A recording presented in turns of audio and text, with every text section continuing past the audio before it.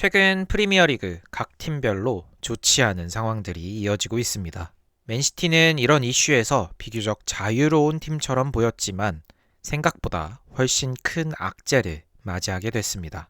맨시티 수비의 핵심인 디아스와 그바르디올이 동시에 장기 부상으로 이탈하게 됐기 때문입니다. 지난 시즌 수비진이 돌아가며 부상을 당했던 악몽이 다시 떠오르면서 팬들 입장에서는 불안감이 커질 수밖에 없는 상황이죠. 과연 이 상황이 얼마나 심각한 문제인지, 그리고 맨시티는 어떤 방식으로 이 위기를 넘기려 하는지 지금부터 하나씩 정리해 보겠습니다. 그럼 함께 보시죠.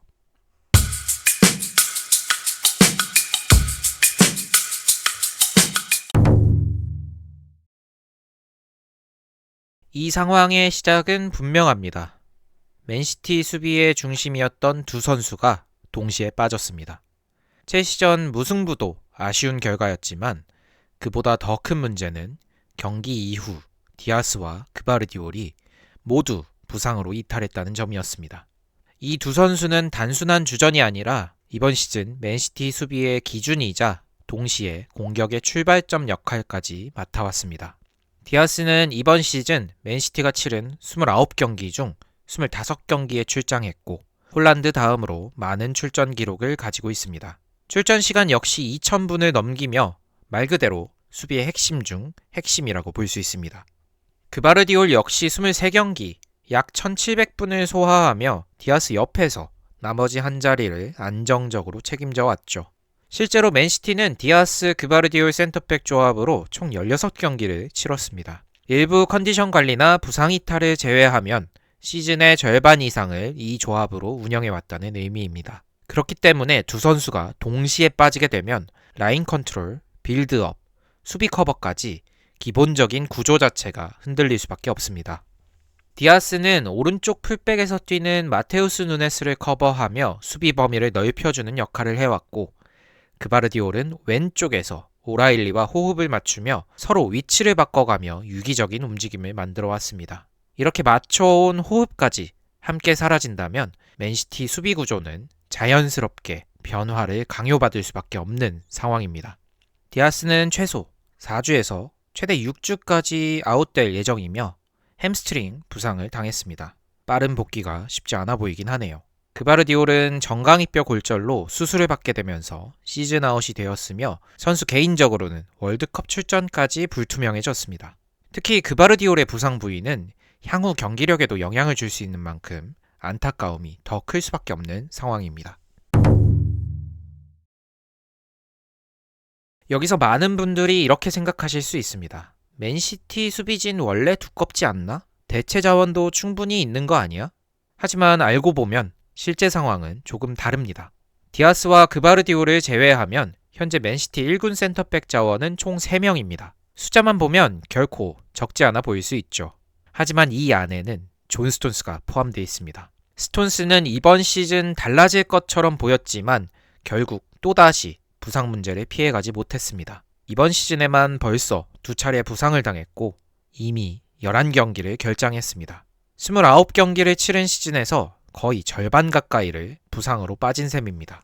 이 문제는 지난 시즌에도 반복됐습니다. 스톤스의 장기 부상으로 수비 로테이션이 무너졌고 그 결과 센터백들이 돌아가며 부상을 당하는 악순환에 빠졌던 기억이 있죠. 이번 시즌은 그나마 디아스와 그바르디올이 버텨줬지만 결국 시즌 중반을 넘기며 터질 일이 터졌다고 볼 수 있겠습니다. 따라서 스톤스는 현재 기준에서는 가용 자원으로 보기 어렵고 복귀하더라도 또다시 부상 위험을 안고 있는 선수입니다. 남은 선수 중 아케 역시 상황이 크게 다르지 않습니다. 지난 시즌에만 부상으로 37경기를 놓쳤고 이번 시즌 썬덜랜드전에서도 부상 의심 장면이 나오며 그바르디올이 급히 투입되기도 했죠.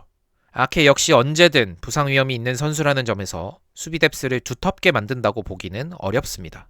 마지막으로 남은 선수는 후사노프입니다. 현재는 건강한 상태지만 아직은 어린 유망주로 팀 수비를 이끌기에는 경험이 더 필요한 상황입니다. 정리하면 한 명은 부상, 한 명은 부상 위험, 한 명은 유망주. 이걸 과연 수비 뎁스가 두껍다고 말할 수 있을까요? 이런 상황에서 맨시티는 빠르게 움직였습니다. 챔피언십 와포드로 임대 중이던 맥스 알레인을 복귀시켰죠.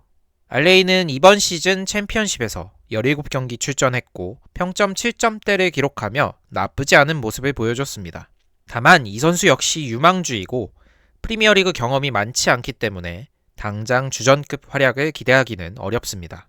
결국 이 선택은 주전 체력 안배와 컵 대회 대응을 위한 숫자 보강에 가깝다고 볼 수 있습니다. 그리고 이 흐름 속에서 마크 게이 영입설이 본격적으로 다시 떠오르게 됩니다.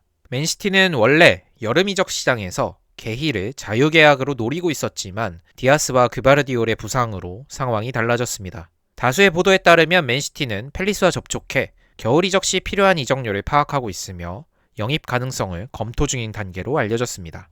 물론 팰리스 입장에서는 겨울에 핵심 수비수를 쉽게 내줄 이유가 없고 게히 역시 여름 이적 가능성이 더 높아 보입니다. 리버풀, 레알 마드리드 등 여러 빅클럽의 관심도 계속되고 있죠.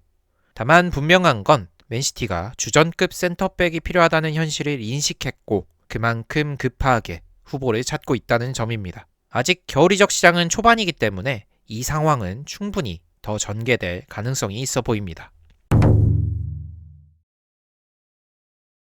갑작스러운 두 핵심 수비수의 부상으로 맨시티는 예상치 못한 위기를 맞이하게 됐습니다. 최근 경기력이 살짝 주춤하던 상황에서 이런 악재까지 겹친 점은 분명 아쉽지만 한편으로는 팀이 더 단단해질 수 있는 계기가 될 수도 있습니다. 남은 선수들이 각자의 역할을 잘 해주고 구단 역시 필요한 선택을 제때 해준다면 이 위기를 충분히 극복할 가능성도 있습니다. 이번 고비를 잘 넘긴다면 맨시티는 시즌 막바지 다시 한번 우승 경쟁의 중심에 서 있을지도 모르겠습니다. 이번 영상은 여기까지입니다. 도움이 되셨다면 구독과 좋아요 부탁드리고 저는 다음 영상으로 돌아오겠습니다. 감사합니다.